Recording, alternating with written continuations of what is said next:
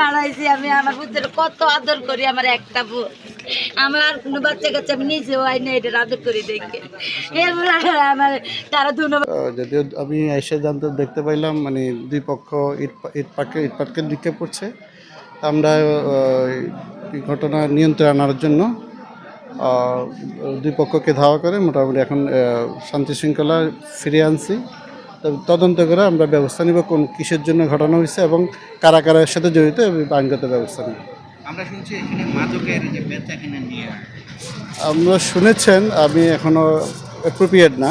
আমরা তদন্ত সাপেক্ষে ব্যবস্থা নিতে তদন্ত করলে বুঝতে পারবো ঘটনাটা সত্য প্রকৃতপক্ষে কোন ঘটনা কী কারণে ঘটনাটা ঘটেছে। না, আহত এখনও আমরা খবর পাইনি, প্রাথমিক পর্যায়ে আছি। কেউ যদি এই বিষয়ে অভিযোগ দেয় আমরা আইনগত ব্যবস্থা নেব।